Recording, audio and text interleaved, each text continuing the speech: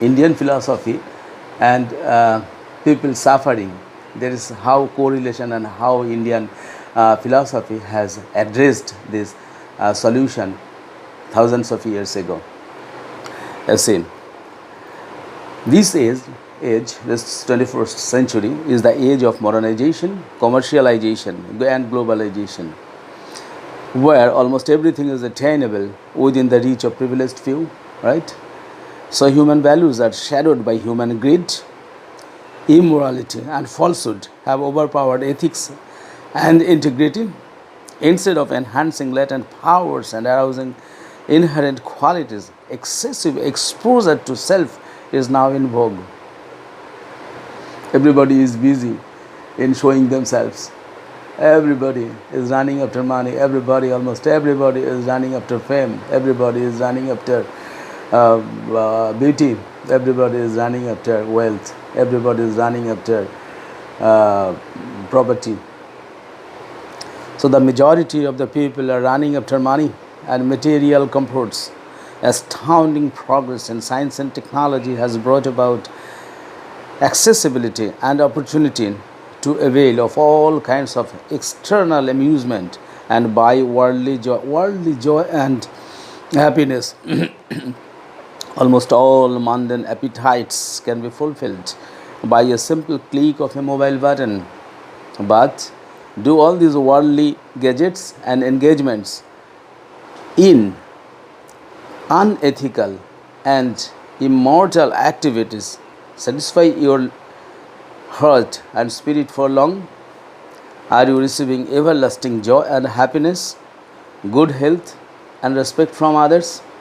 Do you get respect? Do you get good health? Do you get happiness and joy, eternal joy with this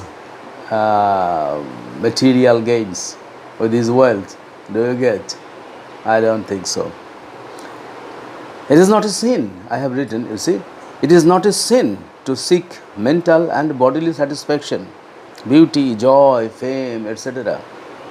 It is found in another sacred book, Sri Sri Chandi, that people were praying for what they are praying. Rupam dehi janam dehi yasho dehi disho jai. Divine power.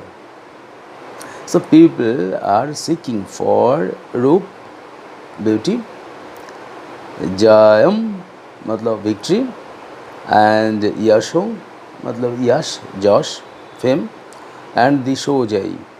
So it is the eternal prayer and solicitation of the people to Ma Chandi. O Devi, please grant me beauty, please grant me victory, please grant me glory. These are the three things, eternal demand of the people, eternal demand. What are the three things? Victory, so beauty, victory and glory. What are the three things? Beauty, victory and glory. People want victory, people want glory, people want pleasure. Right? So these are the eternal demand of the people throughout the world.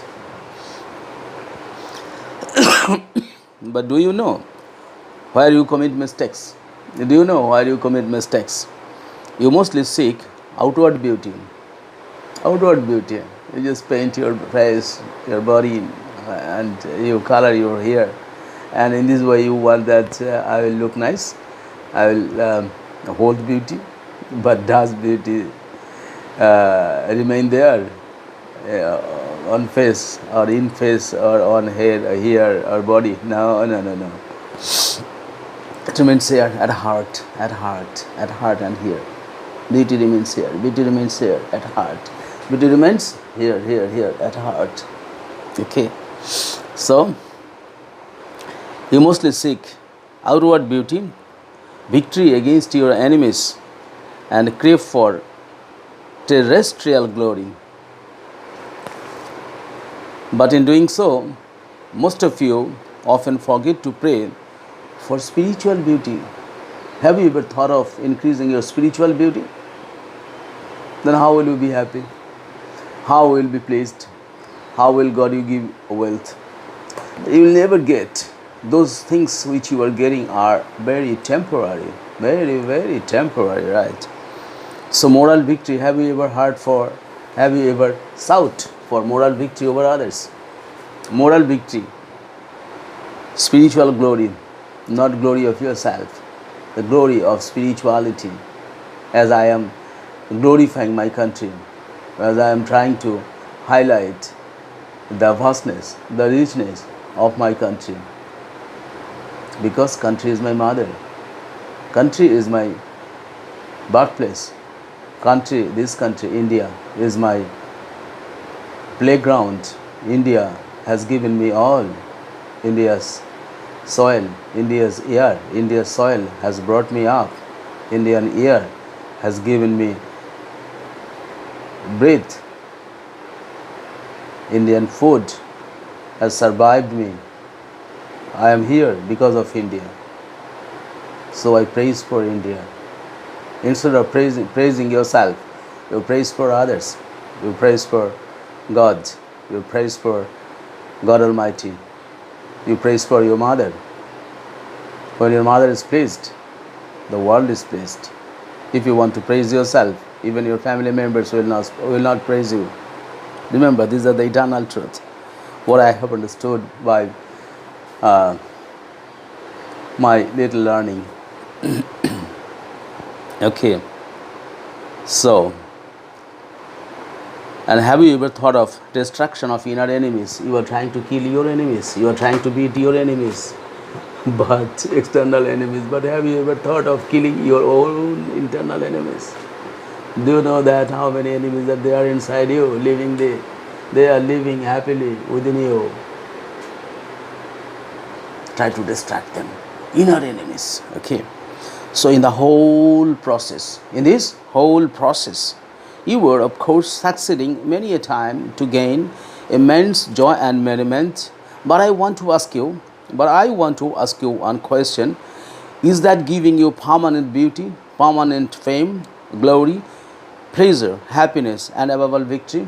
Do you find that everything is giving you all joy, happiness, fame, glory, pleasure, happiness, and above all victory permanently?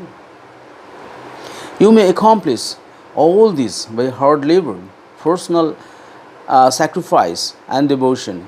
But for how long does your beauty, glory, peace, pleasure, and victory linger in your life? Can you tell me? How long does it linger? Mostly, you are temporarily enjoying mental peace and bodily satisfaction. Am I correct or not? If I am wrong, then turn the book off. You will not have to read the book. But if I am right, even for the slightest extent, then I request you to browse the next few pages of the book. This book, How Can India Become a Superpower by 2047? I will suggest you to read this book. You will get peace. You will get happiness. You will get eternal happiness. You will get wealth. May not be material wealth also, but your inner wealth will be increased many a times. Many a time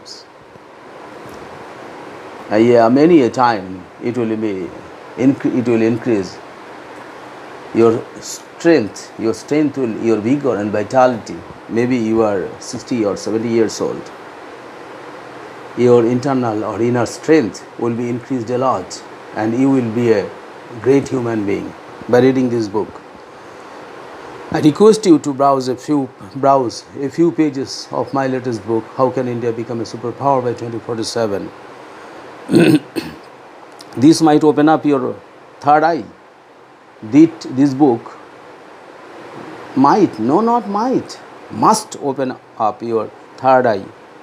It will hit hard the door of your mind to ponder about yourself, raise your head, get ready to assess your capabilities, and lastly, it might turn all your skills and energies into the noble task of nation building through self-development. Alright, for this reason you will have to read this book.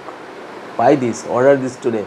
How Can India Become a Superpower by 2047, a Vision.